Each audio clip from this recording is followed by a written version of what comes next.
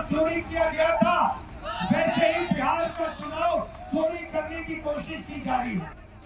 Bihar assembly election को लेकर सरगर्मियां तेज हो गई हैं। माना जा रहा है कि वोटर वेरिफिकेशन के बाद कभी भी चुनाव का ऐलान हो सकता है।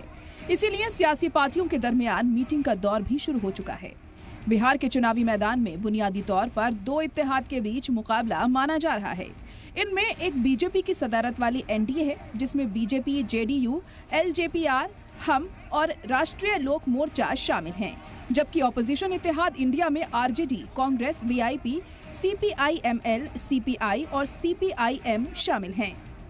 2020 में तीसरा मोर्चा बनाकर आरजेडी को कोर वोट में सेंध लगाने वाली एआईएमआईएम भी इस बार महागठबंधन में शामिल होना चाहती थी, लेकिन बिहार कांग्रेस ने इन अटकलों को ये कहते हुए खारिज कर दिया कि ओवैसी की पार्टी एआईएमआईएम बीजेपी को फायदा पहुंचाने के लिए चुनाव लड़ती है।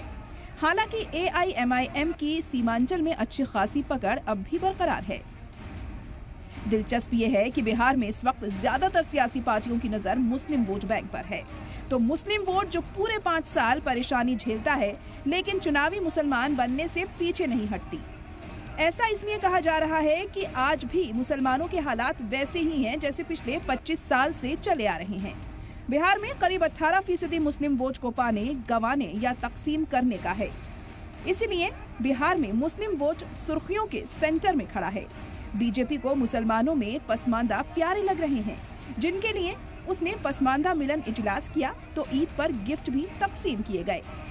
हाल ही में पटना के गांधी मैदान में वक्फ कानून के खिलाफ आवाज बुलंद कर आरजेडी लीडर तेजस्वी यादव ने मुसलमानों का दिल जीतने की कोशिश की है। इससे इनकार नहीं किया जा सकता कि लंबे अरसे से यादव और मुसलमान हमेशा आरजेडी के कोर वोटर माने जाते हैं। यही वजह है कि 2020 में 77% मुस्लिम वोट आरजेडी के खाते में गए थे, तो 2019 लोकसभा चुनाव में 80% मुस्लिम वोट आरजेडी को मिला था। जेडीयू नीतीश कुमार की सदारत में ये मानकर चलती है कि मुसलमानों के लिए उसने बहुत सारे तरक्याती काम किए हैं। 2005 के चुनाव से लेकर 2020 तक के असेंबली चुनाव की बात की जाए तो नीतीश कुमार की पार्टी में शुरुआती वक्त में मुस्लिम चेहरे एमएलए तो बने, लेकिन आते आते ये तादाद 0 हो गई। यानी 2020 में जेडीयू से कोई मुस्लिम एमएलए नहीं बन सका। वक्फ बिल की हिमायत के बाद इस बार के चुनाव में भी जेडीयू से मुस्लिम वोट खिसकता नजर आ रहा है। बिहार में इस वक्त प्रशांत किशोर की जन सुराज ने भी पूरी ताकत झोंक दी है।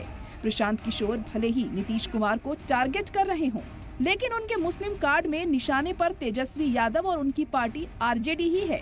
प्रशांत किशोर ने 2024 में ऐलान किया था कि जन सुराज की जानिब से आने वाले असेंबली चुनाव में 40 मुस्लिम उम्मीदवारों को चुनावी मैदान में उतारा जाएगा। उधर आम आदमी पार्टी ने भी सभी 243 सीटों पर चुनाव लड़ने का ऐलान कर दिया है। असदुद्दीन ओवैसी भी मोर्चा बनाने में जुट गए हैं। प्रशांत किशोर की जन सुराज भी अकेले चुनावी मैदान में है। ऐसा माना जा रहा है कि चुनावी मुसलमान की सियासत को एक बार फिर से हवा मिल सकती है। सलाम टीवी के लिए दिल्ली से नदीम अहमद की रिपोर्ट। सब लोगों ने इस देश की आजादी के लिए कुर्बानी देने का काम किया। ये देश किसी के बाप का देश नहीं।